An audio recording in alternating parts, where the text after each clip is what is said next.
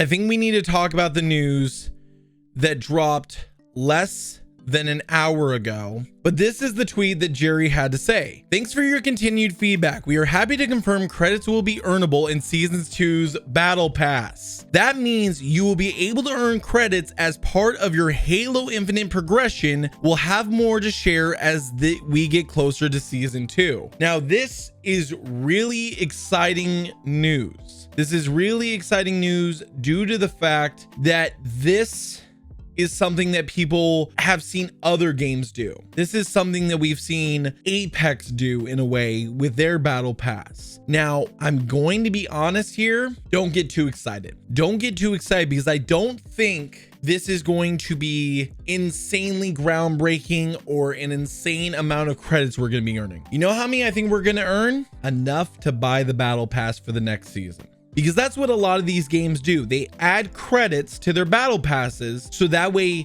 you can buy the next battle pass. I don't think it's going to be groundbreaking, like you're going to be able to buy an insane amount of stuff on the store or anything like that. Maybe you'll be able to buy like 2 bundles or individual items depending on what they are. But I think more so you're going to be seeing this as something that is going to basically just be enough for you to get the battle pass. I think people might try and spin this in a way where it's gonna be more than what they're thinking because they're like, they're adding credits, it's gonna get towards the progression system. No, I think this is more so going to just be enough credits for you to get the battle pass and be able to earn your battle pass for the season. That's what I think it is. Maybe they'll do more. Maybe they'll shock the system. Maybe they'll shock me and they'll do more and add more credits than what we're thinking. Maybe they'll do less challenge swaps and less XP boosts and do more credits. That'd be amazing. And I'd be impressed. And that would be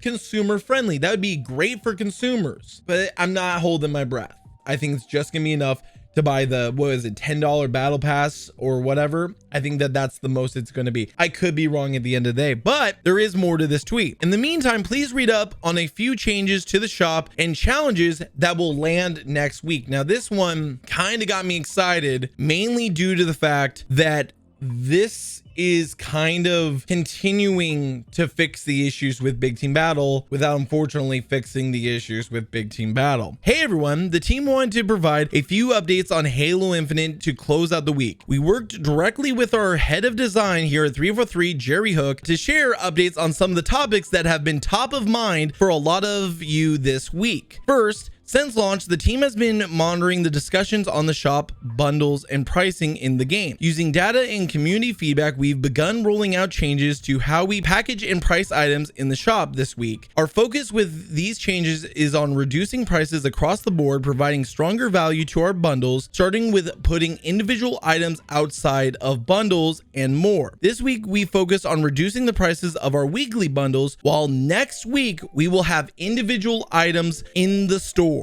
appearing on their own. Basically, they will not be in bundles. These will be individual items, kind of similar to what I think Gears 5 did when they first launched, where you could buy individual items. And this is going to basically put a theory that I've seen a few people in our community do, including Infamous Kid, who's broken down some of the prices of the evaluation that Microsoft and Xbox has put towards some of these individual items that we've had in the store, and we're gonna have to see where they have their pricing at. But starting next week, individual items will be in the store. We will be trying new things throughout the rest of the season so that we can continue to learn and improve for the future. Please keep the feedback coming during this progress. For me, this is something that, again, we've already heard. We knew that they were going to be doing multiple tests for the store.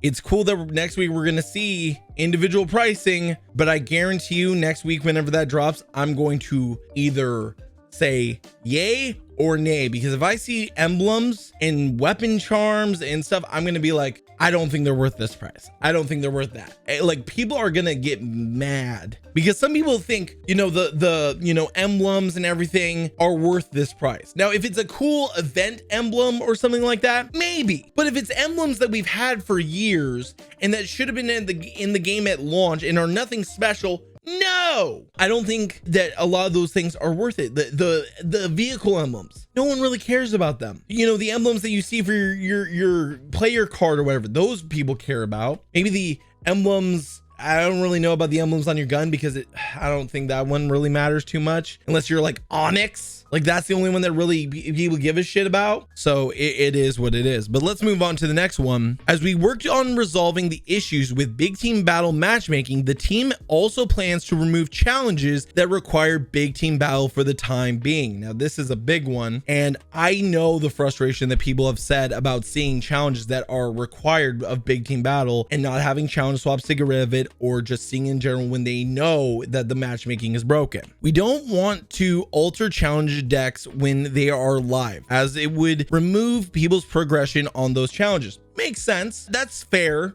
That's considerate of them. These changes will start next Tuesday when the weekly challenges typically roll over. So starting next week, you won't be seeing anything related to big team battle challenges.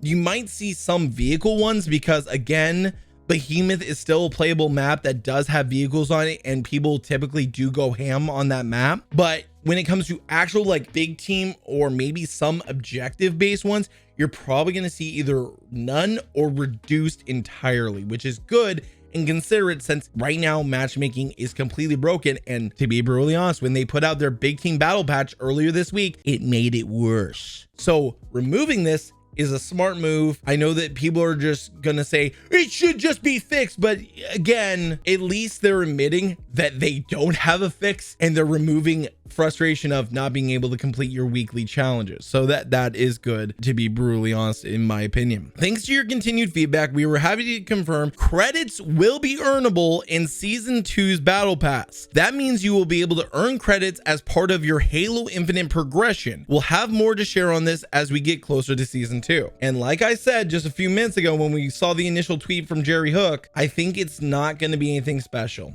What I think it's going to be is like what they do similarly in Apex Legends, where you earn enough credits to basically buy the next season's pass or buy the premium season's pass for that season. And I think they're probably going to load up the credits probably near the beginning of the battle pass, and near the tail end you're not going to see nearly as many, and if you do, maybe it'll be higher values, but they're going to try and basically use that manipulation to get you to spend your credits before you get to the end of the battle pass, instead of saving them up and using them towards items you do want, or buying the battle pass, the premium battle pass. If you do want it, they're going to try and, you know, use that tactic to get you to spend them before you're ready to, which people just have to have patience and basically be able to not just spend. You know, I know like when you have something in your wallet and you're burning to spend it. I know that feeling. I've had that. You know, you got money in the pocket and you want to burn it, you know. But the truth is that it's probably not the best idea, and I think that they're gonna go for a similar